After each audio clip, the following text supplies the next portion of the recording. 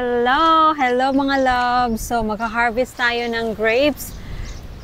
Grabe, ang lakas-lakas ng hangin. Tingnan nyo sa labas. Diba? Ang lakas-lakas ng hangin and maginaw. And maginaw din ngayon. So, isasarado natin yung ating greenhouse. So, ito nga pala yung ating grapes. Yan. That's our grapes. So, magka-harvest na tayo ng grapes. So, meron tayong ilang bunch ng grapes, mga palangga. So, dito sa harap, meron tayong 4 na grapes. Pero sa likod, nandoon meron tayong 3 ata. So, yung grapes natin for this year is maliliit kasi hindi ko siya pre-known. Yan yung iba. Hindi sila nagka-chance na lumaki. Kaya pagpasensyahan nyo na.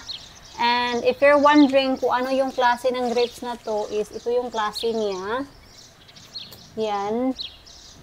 Ito. Yan. And ganito sila pag lumaki. So kung napapansin nyo, meron siya mga brown spots. Ganyan talaga yan. And itong variety ng grapes na to mga palangga, halos ginagawa dito is ginagawa siyang wine or raisins. Pero pwede naman siyang i-consume. So pwede pa din kainin. And ito din, hindi siya seedless. Mas masarap kasi yung grapes na seedless talaga, diba? Yan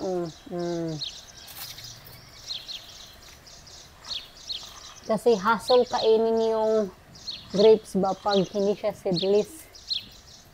Wait lang. Parang itong sa likod, malaki. Yan. Yan, malaki itong mga palangga, Yan. Mas even yung niya, yung bunga. Ito pa nga tayo. Yan, Yan. Wow naman.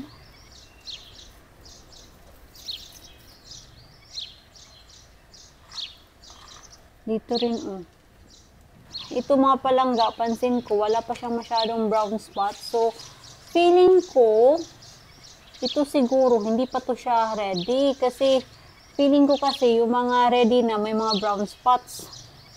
We will see. Right, let's go and start doing our harvest.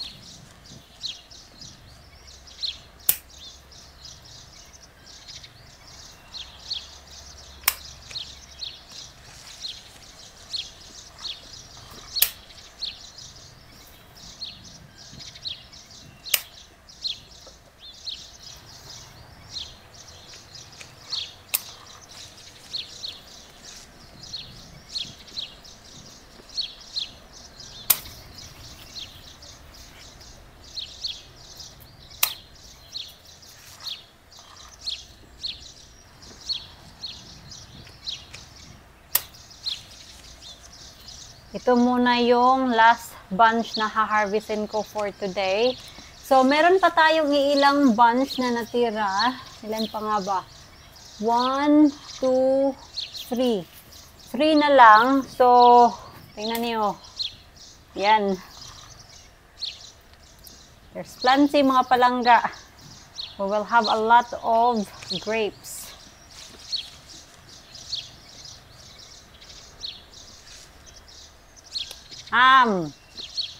Nakakatakam. So, ito na pala lahat yung grapes natin. Yan.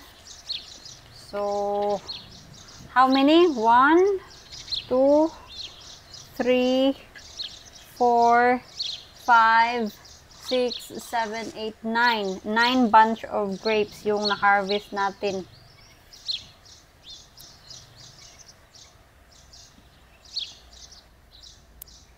I-arrange natin para maganda tingnan and makapag-thumbnail tayo.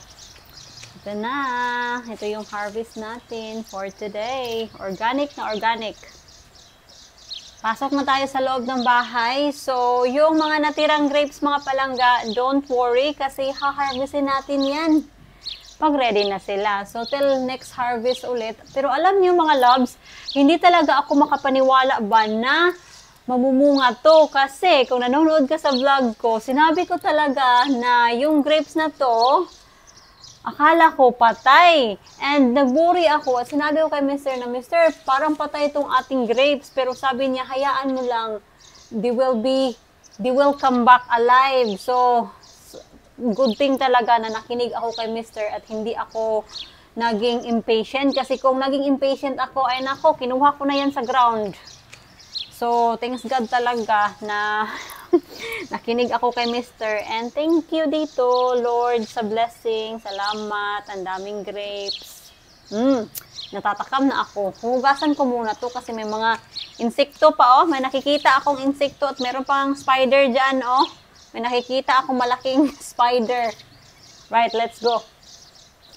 Hindi muna tayo didiretso sa bahay. Pupunta tayo sa workshop kasi matagal-tagal na din akong hindi nakabisita ni Mr. sa workshop.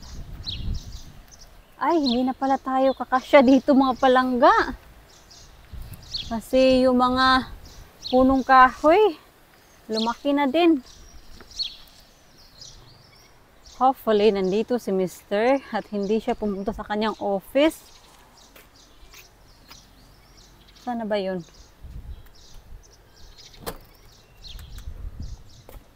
Honey? No, he's not here. He's not here mga palangga. I think nasa loob siya ng bahay. Never mind. John? Where are you? Are you here? Oh yeah, nasa loob ng bahay si Mr. mga loves. Oops, don't! Ayay! Sus, nako, yung microphone natin nahulog na. Look! Holy macaroni! We got plenty of grapes now. You can do a lot of snacking.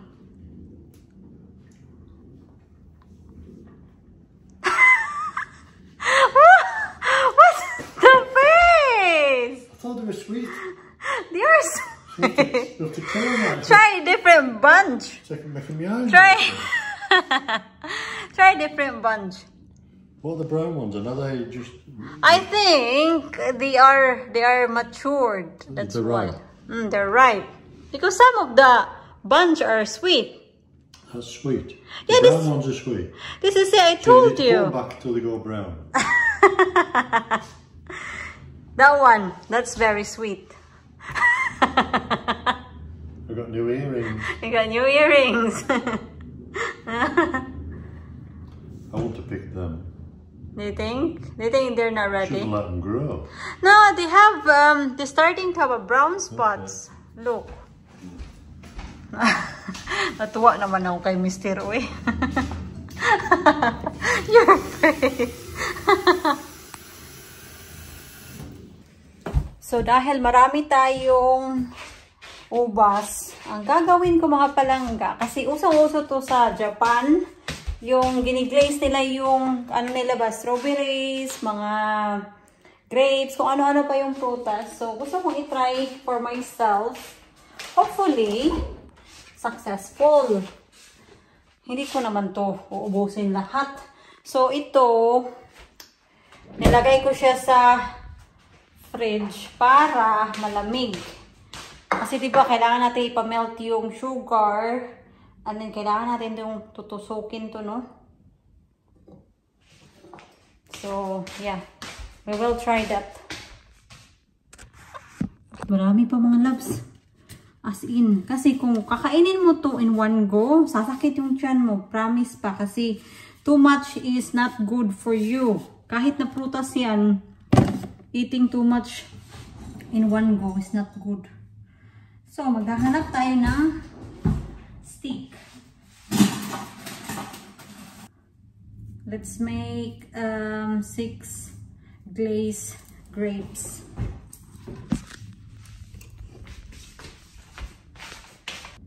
Ang laki-laki ng stick natin. Maliliit yung grapes natin. Bahala na si Batman. Yeah. Do you know what I mean? Maliliit.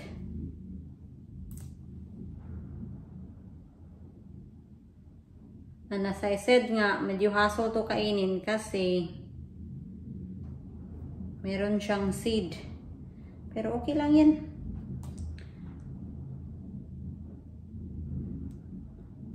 Nung pinakita ko to sa ate ko, sabi ng ate ko, sus, nasa Pilipinas pa lang yan. Nasa puno pa yan. Wala na, ubos na. Dahil sa pamangkin ko. Totoo naman talaga mga palangga. Kasi sa amin, may mga prutas sa amin, majority, hindi pa nahihinog or mga 30% nahinog pa yung prutas. Ano na, kinakain na ng mga pamangkin ko. Iba yung mga pamangkin ko. Walang pili.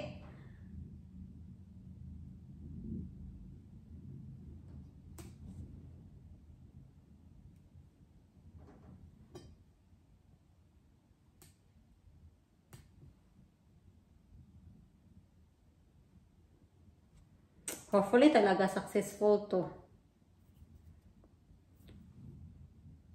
So, diba kahapon tinikman to ni Mr. And yes, some of the bunch mga palangga matamis. And some of the bunch din hindi siya matamis. Maasim siya.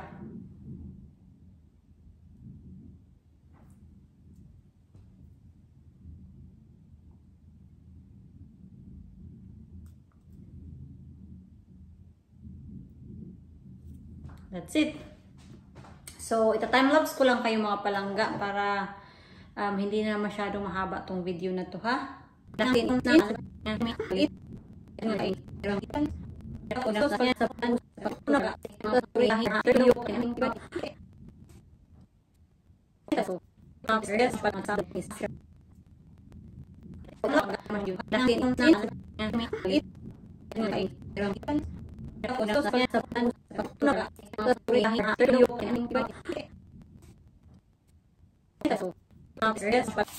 So, gagamit ako ng 1 cup of sugar.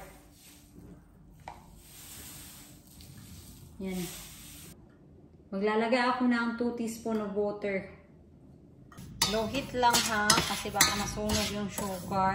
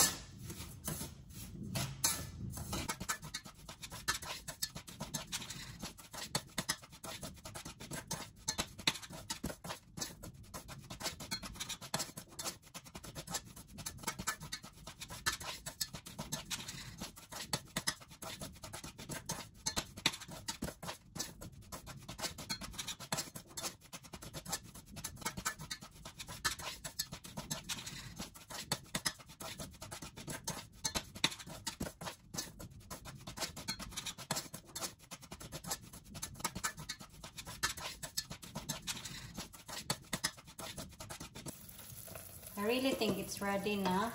But I could be wrong. But we will risk it. And meron akong tubig dito na may ice. Kasi isa-submerge natin to, diba? So, dyan kayo ha. Para makita niya ako. Paliguan lang natin to.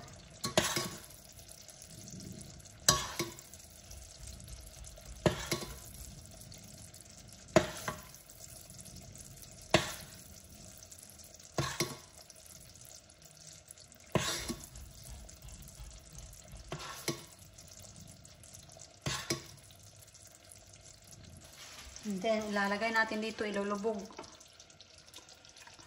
sa tubig. Yung ating, mga palangga. Mahaba siya, kaya putulin natin.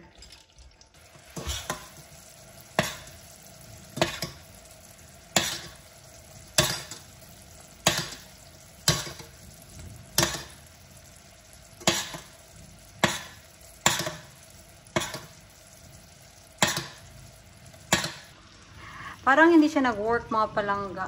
Feeling ko. I don't know. But we will try our best. Naubusan na tayo ng mga love sugar. Kaya hindi na lang natin to pipilitin. Right. Ito na siya. I don't know if it works mga palangga. But we will try. Try to taste them. Tinanggal ko na sila sa tubig, kaya titikman na natin to kung nag-work ba. The moment of truth. Yan. We'll see. So, nag-microphone talaga ako para dito, para ASMR ba. So, let's try.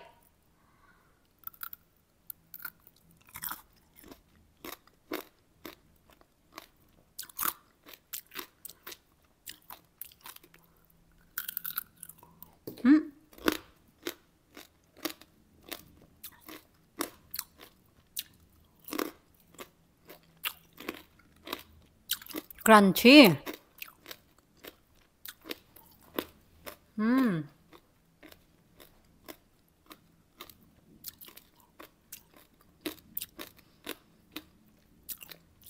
Ito yung pinakalas na ginawa natin.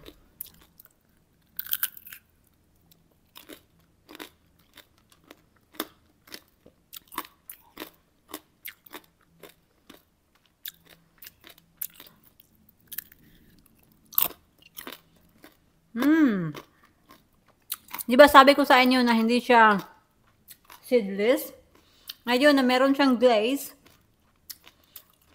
hindi ko na ito. Maliit yung mga buto niya mga palangga, kaya hindi nyo na mapapansin na hindi siya seedless. Let's try one more.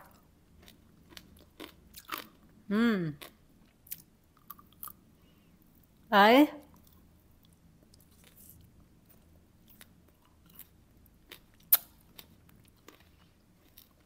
Ito, hindi siya crunchy. Makunat siya.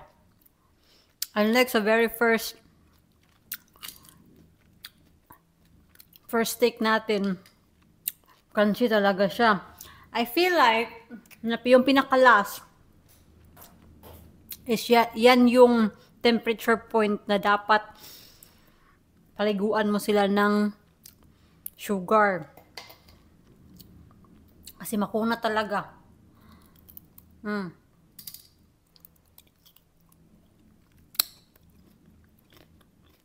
Ito parang naging candy siya. Candy na makunat ba?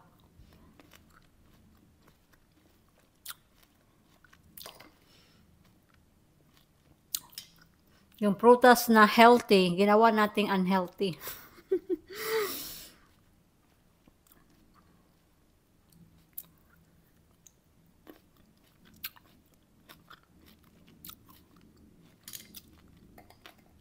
Ito, try natin to. I'm pretty sure crunchy to.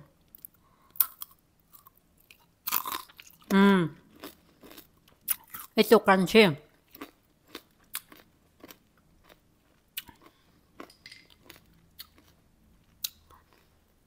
Yung sugar, yung second steak na tinikman ko, yung sugar niya, nag-aano siya sa teeth ko. One more bite.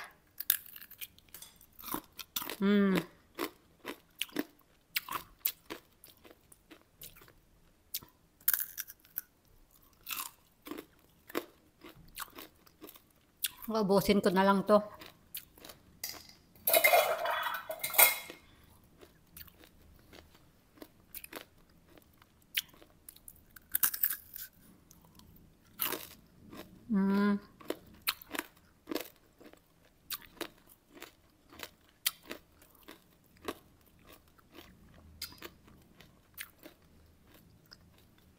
So, yan na muna mga palangga. So, I hope na-enjoy nyo to. I-try nyo, but I would say na bumili kayo ng candy thermometer. Kasi feeling ko talaga, kung meron tayong candy thermometer, mape-perfect natin to.